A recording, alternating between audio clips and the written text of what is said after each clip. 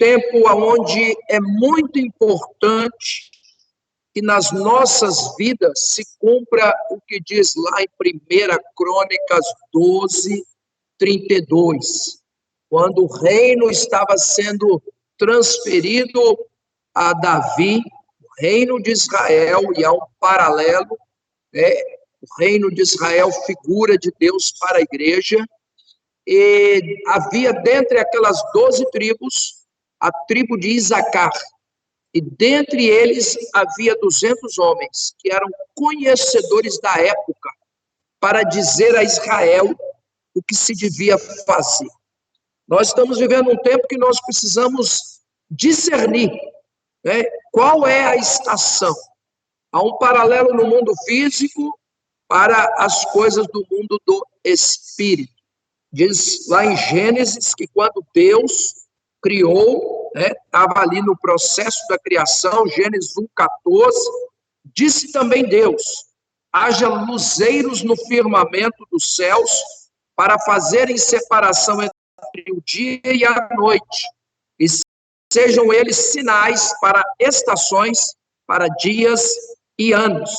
Sejam para luzeiros no firmamento dos céus, para alumiar a terra. E assim se fez. Pois bem, no mundo físico, nós temos o tempo, o Cronos. Estamos no ano de 2021 depois de Cristo. Estamos hoje, dia 1º de abril de 2021. Estamos no outono, uma estação mudou. Mas existe o Kairos, o tempo perfeito de Deus, o tempo da oportunidade, o tempo profético, um tempo onde Deus está cumprindo a sua palavra sobre a terra. E nesse sentido, desde o ano passado, o início do ano passado, e agora já 2021, 4º mês, algo totalmente inesperado surge no mundo. Algo que não foi previsível pelos grandes, pelos poderosos. E no livro de Daniel, quando Nabucodonosor teve o sonho sobre uma grande estátua, e essa grande estátua representa todos os reinos que vieram desde Nabucodonosor até o último reino, quando então aquele homem faz um decreto de morte, de que quem não lhe revelasse o sonho e lhe desse a interpretação seria morto, algo impossível, mesmo para os homens de Deus daquela época, Daniel e os seus companheiros. E quando então chegou a Daniel essa determinação do rei, ele pediu um tempo para orar, e ele foi buscar a Deus em oração, e Deus lhe deu revelação. E aí ele usa essa expressão, ele diz lá no verso de número 18 do capítulo, aliás, do verso 19, então foi revelado o mistério a Daniel, e numa visão de noite, Daniel bendisse o Deus do céu. Disse Daniel: seja bendito o nome de Deus, de eternidade a eternidade, porque dele é a sabedoria e o poder. É ele quem muda o tempo e as estações. Remove reis e estabelece reis. Ele dá sabedoria aos sábios, entendimento aos inteligentes. Revela o profundo e o escondido. Com ele conhece o que está em trevas, e com ele habita a luz. Ele fala sobre tempo sendo mudado, ele fala sobre estações sendo mudadas. Existe o tempo no sentido físico, no sentido dia, a estação no sentido das mudanças climáticas no mundo, mas nós estamos num tempo espiritual, num tempo profético, num tempo que os discípulos perguntaram em particular a Jesus. Está em Mateus 24, verso 3 em diante, está em Marcos 13, está em Lucas 21. No Monte das Oliveiras, achava-se Jesus assentado quando se aproximaram dele os discípulos, e em particular lhe pediram: dize-nos, quando sucederá estas coisas? E que sinal haverá da tua vinda e da consumação do século. Jesus tinha dito sobre o templo de Herodes, que era o antigo templo de Salomão, que foi reconstruído. Os discípulos estavam admirando aquelas construções, estavam diante do impacto daquilo que enchia os olhos, e Jesus disse: olha, não vai ficar pedra sobre pedra que não seja derribada. E aí então eles questionaram, perguntaram: Senhor, quando? Que sinal? Que característica? Qual será o ambiente? Como é que nós vamos poder saber acerca desse tempo? E aí Jesus então diz: vede, ninguém vos engana. Com isso, Jesus deixou claro que a característica do tempo profético, o tempo que eu creio nós estamos vivendo, seria um tempo de manipulação, de engano. Um tempo onde não poderíamos dar crédito a quase nada do que está aí. E a única maneira de não sermos enganados é se nós estivermos vivendo, conhecendo e crescendo na verdade, Jesus Cristo. Na verdade, a palavra de Deus. Jesus diz: Pai, santifica-os na verdade, a tua palavra é a verdade. A única maneira de não ser enganado, de não ser ludibriado por aquilo que é falso, é conhecendo o que é verdadeiro.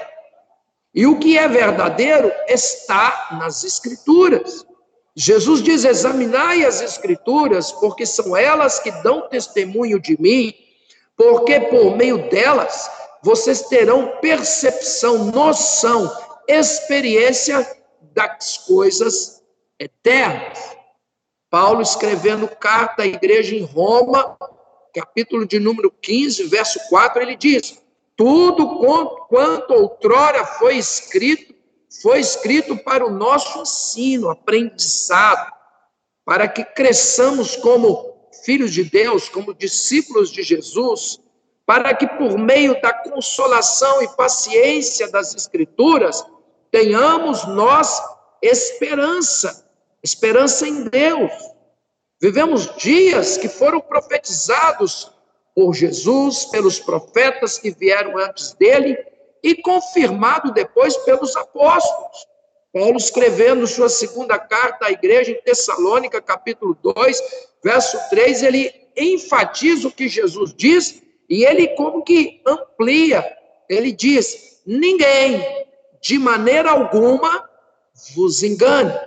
E Jesus então cita sinais que estariam acontecendo nesse tempo profético, nesse tempo do fim, que é o tempo do engano, tempos difíceis, tempos de guerra, tempos de angústia, de aflições sobre a terra. Ele cita sinais nos céus, na sociedade, na natureza, nas nações, em Israel, no ambiente religioso do mundo e na própria igreja do Senhor. Quando tudo isso que está aí começou a acontecer, o ano passado, me veio uma palavra em Abacuque, capítulo 1. Abacuque, diante da iminente invasão babilônica, diante do quadro caótico da sociedade da sua época, diante de tudo aquilo que era fora do normal, porque eles eram o povo de Deus, eles eram o povo escolhido, a nação eleita, diante de tudo aquilo que começou a surgir, capítulo 1, ele diz: até quando, Senhor, clamarei eu, e tu não me escutarás? Gritar-te-ei violência, e não salvarás? Porque me mostras a iniquidade e me fazes ver a opressão? Pois a destruição e a violência estão diante de mim, há contendas e o litígio se suscita. Por esta causa a lei se afrouxa, a justiça nunca se manifesta, porque o perverso cerca o justo e a justiça é torcida, é corrompida, é negado. Esse era o quadro dos dias de Abacuque, 600 anos próximo antes de Cristo, em Judá estava para cair no cativeiro babilônico. E aquele homem de Deus, cujo nome significa abraço ou abraçado por Deus, aquele homem, ele não entende no primeiro momento por que tanta dor, tanta angústia, tanta injustiça, ou seja, coisa contrária, que machuca, que dói. E diante daquele quadro, se instala uma crise. Veja, o mundo em crise. A igreja, em certo sentido, entrou numa crise. Os poderosos, os médicos, cientistas, tudo tentando achar o fio da meada. Nem todos, né? Mas uma grande percentagem de gente tentando achar a saída desse turbilhão, dessa tempestade. E já se chega a dizer que não tem saída, nada vai voltar ao normal, tem que se aprender a viver um novo normal, e por aí vai. Mas o detalhe está na palavra.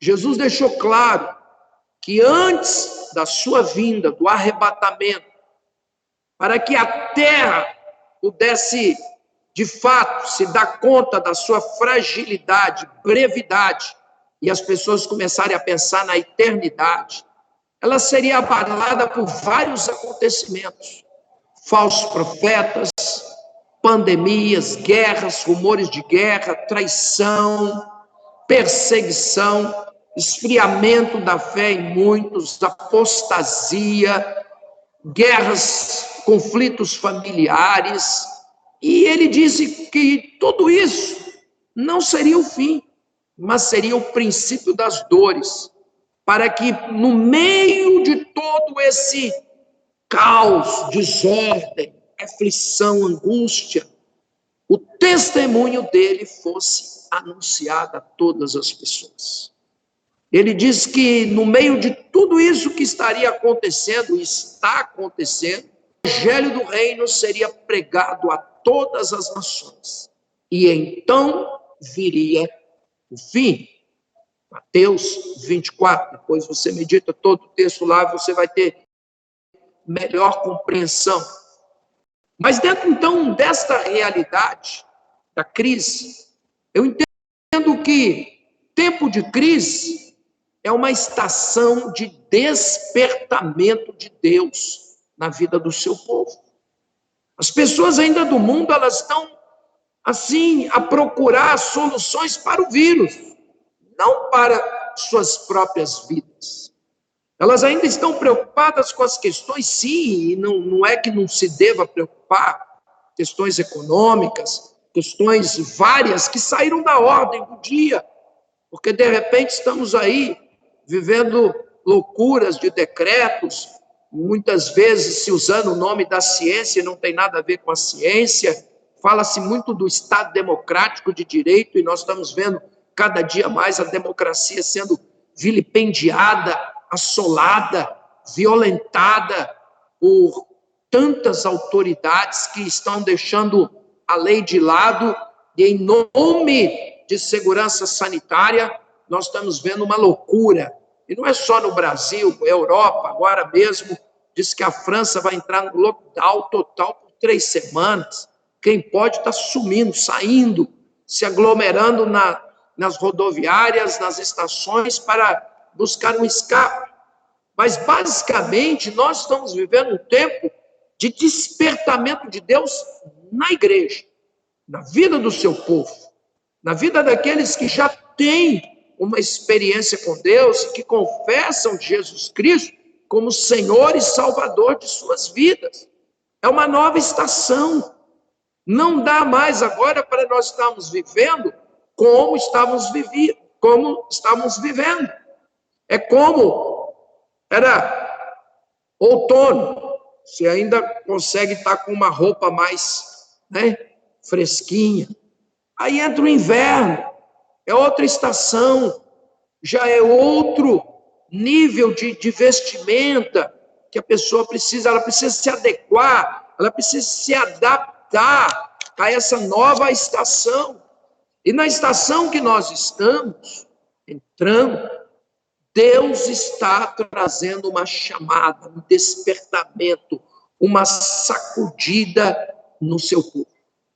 Porque enquanto a pandemia, vamos dizer, estava fora, nós até orávamos, a gente, de certa maneira, víamos de longe, ela foi chegando meio como que devagarinho, algumas decisões políticas foram sendo tomadas, mas aí eis que, de repente, começou a morrer muitos pastores, servos de Deus, homens, mulheres, e gente, né, das mais variadas camadas da sociedade, de repente, como que foi trazendo um nivelamento sobre a terra, e eis que, de repente, nós começamos a nos dar conta, sim, de que a gente morre, e que pode morrer a qualquer momento. Sempre isso foi uma realidade, mas com essa nova situação, eis que, de repente, nós nos demos conta que a gente pode morrer, sim, antes do que a gente imagina, e podemos morrer estando saudáveis num dia, e depois já não está mais, com dinheiro no bolso, com assistência médica e tudo mais. E então, Deus traz um despertamento. A crise tem esse poder. A crise é como lá na diz, Deus tem o seu caminho na tempestade, na tormenta, e as nuvens são pó dos seus pés. No meio da tempestade, Deus está trazendo à luz algo que está reservado da parte dele para o seu povo nesse tempo, nessa hora, nesta estação. Coisas que há 2 anos atrás, ou 1 ano e pouco, não entendíamos, agora temos que começar a entender. Já não é a hora mais de estarmos dormindo. E olha que dormir tem uma conotação boa no mundo físico. Nós temos 4 alimentos para o nosso corpo. Primeiro, o ar, né? Paralelo no espírito é orai sem cessar. O segundo é o sono. Todo dia precisamos ter um sono, né? O sono saudável, reparador, ele revigora. O terceiro é a água e o quarto são os alimentos em si. Todos eles têm um paralelo no mundo espiritual. Aos seus amados, Deus dá enquanto dorme, descansa. Sim, nem só de pão viverá o homem, mas de toda palavra que procede da boca de Deus. E quem tem sede, venha a mim e beba de graça da água da vida. Veja, há sempre um paralelo. O mundo físico nos anuncia uma realidade espiritual. Jesus ensinou sobre confiar nele, descansar nele, sobre não viver ansioso, falando das aves dos céus, falando das ervas do campo. Ele, enfim, está sempre nos ministrando isso. Mas existe um sono que é um sono espiritual, que é o sono que acontece quando você está muito cansado e sua mente começa a variar, mas você está num momento e numa situação perigosa, talvez você está dirigindo e de repente sua mente vai se indo embora.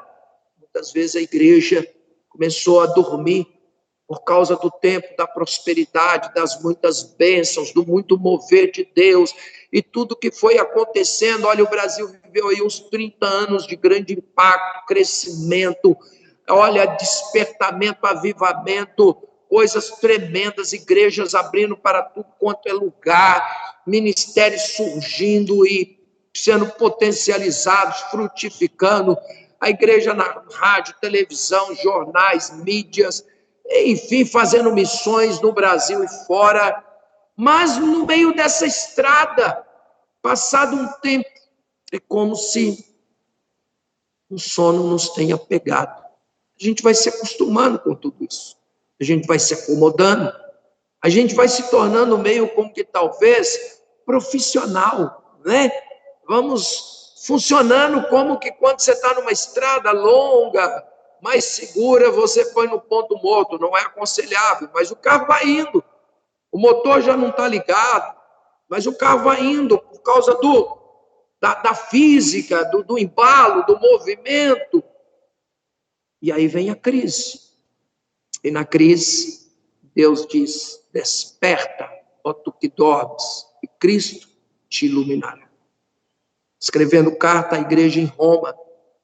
A igreja em Roma era a igreja que estava diante do poder político, bélico, estatal do Império Romano.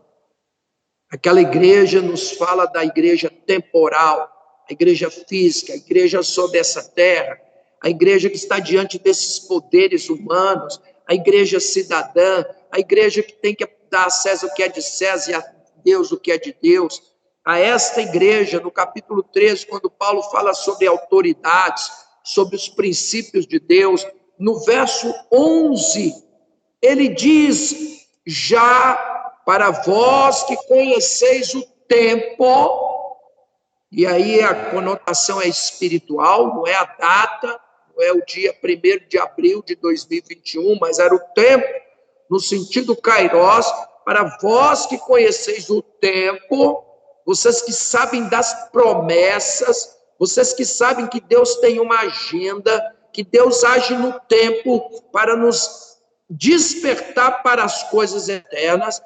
Para vocês que conhecem o tempo, já é hora de vos despertar do sono, porque a vossa salvação hoje está mais perto do que quando no princípio vocês creram. E já vai alta a noite e já vem vindo o dia. Deus está falando de um período de escuridão sobre a terra, mas que depois virá o amanhecer do reino pleno, absoluto, de justiça de Deus, onde todos os juízos lavrados de Deus serão liberados, todas as nações haverão de ter que prestar conta, o anticristo, a besta, o falso profeta, tudo isso vai ser lançado no lago do fogo do inferno. Deus estabelecerá novos céus, nova terra. Mas até que isso aconteça, e o tempo está próximo, na agenda de Deus nós já estamos na 10ª hora, nesse interim, eu e você estamos sendo chamados a um despertamento.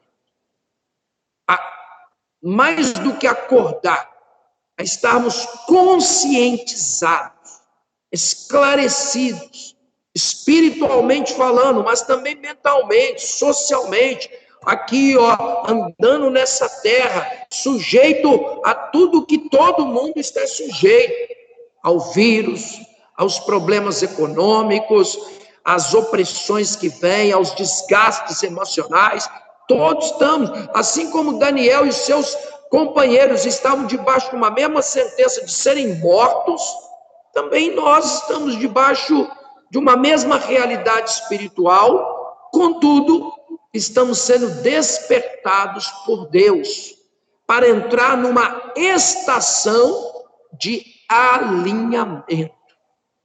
Uma estação onde, de fato, não entendendo o que está acontecendo, mas despertos, nós, então, nos posicionamos como Abacuque no capítulo 2. Porque se no capítulo 1 é um homem em crise, um homem em choque, porque tudo estava contrário, e ele se perguntava como que Deus permite isso, sendo tu tão santo? Como que tu está permitindo? Olha, a justiça não se cumpre, o perverso cerca o justo, violência por todos os lados, mas ele, sem saber o que fazer, primeiro ele grita, ele se desespera, mas depois, que agora ele está despertado, ele diz: pôr-me-ei na minha torre de vigia, colocar-me-ei sobre a fortaleza e vigiarei, para ver o que Deus me dirá e que resposta eu terei à minha queixa. O Senhor me respondeu e disse: escreve a visão, capta, permita que na tua mente e no teu coração entre aquilo que eu estou mostrando, trazendo à luz, grava sobre tábuas. As tábuas do nosso coração precisam ser gravadas com o fogo do Espírito. A palavra de Deus para esse tempo e para aquilo que está adiante precisa estar bem inteirada, integrada, gravada, marcada encarnada dentro de nós. Por quê? Para que possa ler, eu e você somos as cartas vivas de Cristo Jesus nessa terra. A única Bíblia que muitos vão ler é a minha e a tua vida. Antes que as pessoas possam estar na igreja como discípulos, crendo na palavra, experimentando de Deus, a Bíblia que eles vão ler é aquela que está escrita na minha e na tua vida. Escreve para quem passa correndo possa ler. Quem é que passa correndo é o mundo. Embora o mundo esteja travado hoje nas quatro rodas por meio de toda essa pandemia, mas as pessoas estão aceleradas, elas não estão com a síndrome do pensamento acelerado, o SPA, como diz aí o psiquiatra, doutor, servo de Deus. As pessoas estão correndo sem saber ao certo o que está acontecendo, mas se eu e você, despertados pelo Espírito, entramos nesta estação também de alinhamento, de nos colocar na presença de Deus. A torre de vigia é a presença de Deus, é aquele lugar onde vamos permitindo que Deus coloque o prumo, que Ele nos alinhe, que Ele vá sim trazendo dentro de nós as devidas convicções de que precisamos, seja para se arrepender do que tem que ser arrependido, seja para mudar de direção no que tem que ser mudado de direção, porque aí vale a palavra: se o meu povo que se chama pelo meu nome se humilhar, orar, me buscar, se converter dos seus maus caminhos, eu ouvirei dos céus, perdoarei os seus pecados, sararei a sua terra.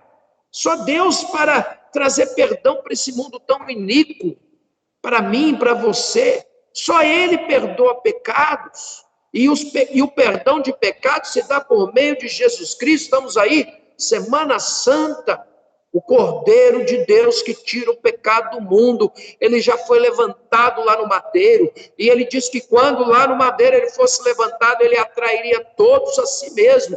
E essa mensagem precisa estar vivificada em nossos corações, vivenciada, renovada em nós, para que, como cartas vivas, escritas pelo Espírito de Deus, quem está passando correndo, desesperado, desorientado, possa olhar para nós, receber algo de Deus, uma palavra verdadeira, viva, uma palavra assim de, às vezes, choque, né? Mas uma palavra que vai apontar o remédio, vai trazer esperança, a viva esperança da glória de Deus. E olha aqui, para que possa ler aqui até quem passa correndo, porque a visão ainda está para cumprir-se no tempo determinado, mas se apressa para o fim e não falhará. Se tardar, espera-o, porque certamente virá e não tardará. Aí ele diz: eis o soberbo, sua alma não é reta nele, mas o justo viverá pela sua fé. Um tempo profético, um tempo que é o tempo do princípio do fim, um tempo de grande guerra espiritual, tempo de engano, de manipulação de homens malignos, homens de Belial, que se aproveitam da pandemia, de tantas outras coisas, para manipular, né, a informação, para intimidar as pessoas e para ter controle sobre as almas, sobre as mentes, sobre os corpos. Isso acontece desde que Adão pecou e foram expulsos do jardim. Caim matou Abel. No capítulo 6 já de Gênesis, a iniquidade do homem era tão grande, e desde no seu nascimento, todas as suas inclinações tão más, que veio o juízo. E Deus disse que os dias da vinda do Filho do Homem estariam comparados aos dias de Noé e os dias de Ló. Mas veja, nós estamos num tempo profético, numa estação de despertamento e numa estação de alinhamento. É tempo de se voltar para o Senhor, tempo de buscar o Senhor como nunca antes buscamos, buscar pela palavra, buscar pela comunhão do corpo de Cristo, buscar pela oração sincera, genuína, onde rasgamos não nossas vestes, mas rasgamos nossos corações diante do Senhor, nos humilhando debaixo da sua poderosa mão. Davi, no Salmo 39, ele diz: olha, ao meditar nestas coisas, um fogo ardeu dentro do meu coração. E ele diz: Senhor, dá-me a conhecer a soma dos meus dias, para que eu reconheça a minha fragilidade. Deste aos meus dias a soma de alguns palmos, mas a tua presença, o prazo da minha vida é como nada. Em vão se inquieta o homem, ajunta tesouros e não sabe quem os levará. E ele vai dizendo: todo homem, por mais firme, vigoroso, inteligente, rico, poderoso, ou até crente, é pura vaidade, vaidade no sentido de que quem é o homem para que dele te lembres, o filho do homem para que o visites?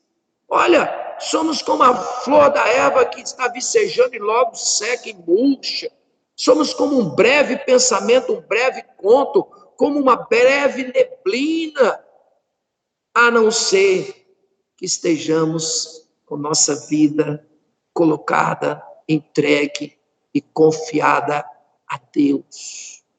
Aí diz a palavra: seremos como árvore plantada junto à corrente das águas, seremos como uma rocha que projeta sombra sobre pessoas, porque a luz de Deus sobre nós, graça de Deus sobre nós.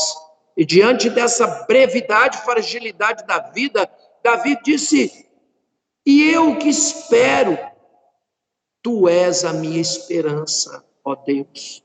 O despertamento que Deus está trazendo sobre a igreja, e que a partir da igreja há de transbordar para o mundo também, é esse despertamento para nos alinhar com o Deus que é eterno, de eternidade a eternidade, só o Senhor é Deus. Nós não estamos neste mundo para aqui ficar para sempre, mas muitas vezes o que acontece é que é tanta bênção de Deus que a gente vai ficando enraizado aqui, preso aqui, focado só aqui, e vamos achando que a gente tem ainda, talvez, décadas pelas...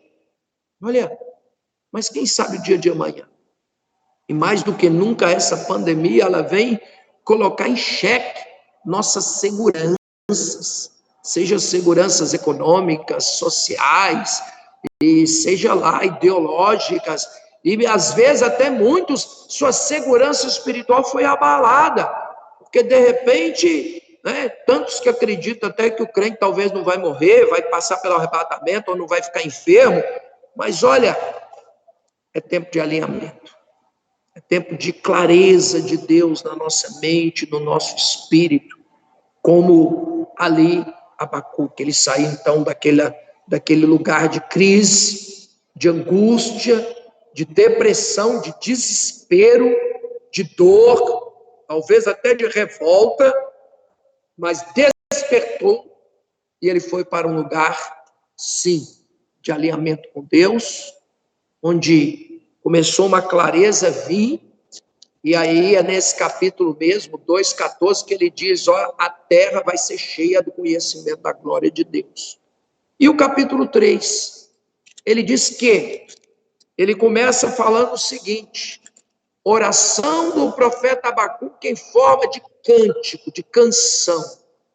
Tenho ouvido, ó Deus, as tuas palavras, ou, outra tradução, as tuas declarações, e temi, me sinto alarmado, despertado. Agora os meus olhos se abriram. Agora eu sei que realmente o Senhor está vindo. É sério. A tua justiça é séria, a tua santidade é séria, a tua palavra é séria, as tuas promessas são sérias, são fiéis, são verdadeiras, a visão está se cumprindo, o Senhor sim está vindo, e há um tratamento sobre a terra, há um tratamento sobre a igreja. O Senhor é zeloso para com a sua palavra, e ela se cumpre. E diante desse quadro, que agora continuava ainda caótico, mas dentro daquele que foi despertado, daquele que está alinhado, agora a visão é diferenciada. E ele diz: ó Deus, aviva a tua obra. No decorrer dos anos, no decurso dos anos, no meio da tua ira, lembra-te da misericórdia. Ele se deixa ser abraçado por Deus e ele mesmo se abraça com Deus, porque o seu nome é Abacuque. Nesses tempos de distanciamento social, até que as famílias mesmo estão evitando de se abraçar com medo. Às vezes esposo, esposa, pais, filhos com medo de visitar os pais, pais com medo de receber visita dos filhos, os homens entrando num isolamento que tem causado depressão, pânico, doenças psíquicas, psiquiátricas, doenças psicossomáticas estão tomando conta, porque nós fomos feitos para o toque, para o abraço, para o estar junto. Igrejas não podendo se reunir, muitas vezes até podendo, as pessoas estão com medo de ir. Nesse tempo, mais do que nunca, a mensagem de Abacuque é chave. Deixe-se ser abraçado por Deus e abrace-se com o Senhor. Permita que esse despertamento chegue lá no teu espírito, passe pela alma. Se você é alguém que já ficou enfermo por essa praga, ou perdeu alguém próximo, mais do que nunca, entenda a agenda de Deus nessa hora. Deus nos chamando para Ele, para um lugar específico nele, para uma nova estação. Essa estação de dor, de choro, de angústia, se transformar numa estação de posicionamento, uma estação de conexão real, onde você não vai viver do Wi-Fi dos outros, não, você vai viver na conexão direta. Um novo, vivo caminho foi aberto para o trono de Deus. O sangue de Jesus Cristo, o precioso sangue de Jesus foi derramado, e qualquer um, em qualquer lugar que verdadeiramente creia, invoque este poder, este sangue, e queira viver debaixo dessa realidade, Deus diz: pelo sangue de Jesus, por causa do seu grande amor, nós fomos libertos dos nossos pecados, e Deus nos estabeleceu como reino e sacerdotes de Deus sobre a terra, para trazermos o reino de Deus e para sermos instrumentos de intercessão, de conexão da terra com os céus. E aí Apocalipse 8 diz que o incenso dos santos é levado pelos anjos para junto do trono de Deus, que são as orações dos santos. E quando essas orações sobem e tocam no trono de Deus, Deus derrama sobre a terra trovões, vozes, relâmpagos, abalos, intervenções sobrenaturais de Deus sobre as nações. Esse tempo, portanto, é profético, no sentido da igreja estar alinhado com o projeto do coração de Deus, e de por todo mundo pregar o evangelho a toda criatura. Vós estáis recebendo o poder do meu Espírito para ser minhas testemunhas em Jerusalém, Judeia, Samaria, até os confins da terra. Não se pode ir andando com os pés hoje pelas mídias sociais, pelas plataformas. Se cumpra Salmo 19:4, e a sua voz se faz ouvida em toda a terra, e a sua palavra corre velozmente sobre toda a terra. Deus está alinhando a igreja com Ele, e através desse alinhamento, Deus está nos movendo em direção a esse clamor que começou a haver no coração de Abacuque. Aviva, Senhor, a tua obra, traga o avivamento. A palavra avivar significa fazer voltar à essência, ao princípio. Salmo de número 80 fala 3 vezes: restaura-nos, ó Senhor, restaura-nos, Deus, faze resplandecer sobre nós a luz do teu rosto e seremos salvos. Restaura-nos, Deus dos exércitos, faz resplandecer sobre nós a luz do teu rosto e seremos salvos. Aí ele conclui dizendo: restaura-nos, Senhor, Deus dos exércitos, Faze resplandecer sobre nós a luz do teu rosto e seremos salvos. Olha, uma crescente. Deus, Deus dos exércitos, Senhor, Deus dos exércitos. O avivamento é um processo que Deus opera, é algo que só Ele pode fazer, algo que eu preciso, você precisa, a igreja precisa, a terra precisa, porque só quando o avivamento de fato está presente é que famílias, cidades, nações vão sendo impactadas e mudadas por causa do agir soberano de Deus. Porque homens se permitiram ser despertados, entraram na agenda do alinhamento de Deus, pelo arrependimento, pelo quebrantamento, pelo despojamento, né? São todos os processos que se fazem, acontecem, para que então nós possamos entrar nesse nível que é o último avivamento global, a terra. Não é Judá, Israel ou Jerusalém, não é o Brasil ou a América ou a Coreia. A terra se encherá do conhecimento da glória do Senhor, como as águas cobrem o mar. Todos os continentes estão circundados pelo mar, pelos mares. Pois bem, a proposta e a promessa de Deus é que todas as nações da terra sejam tocadas com a glória do seu conhecimento. E a glória do Senhor, ela vem no período de rompimento que surge pelo avivamento que Deus opera.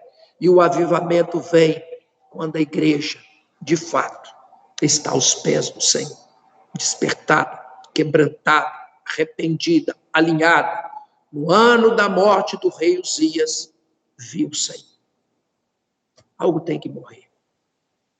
Estamos falando não de morte física, mas de conceitos e preconceitos, distorções, distanciamentos, apatias, coisas que não são de Deus, mas que vão se assentando na nossa vida, como os pesos, né?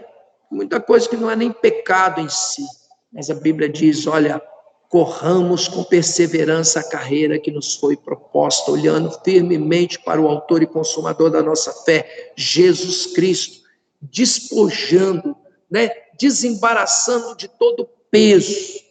Esses dias, mais do que nunca, nós estamos sendo levados a uma consciência daquilo que é realmente importante, aquilo que tem não preço, mas tem valor, aquilo que é princípio eterno, fundamento de Deus para o seu povo.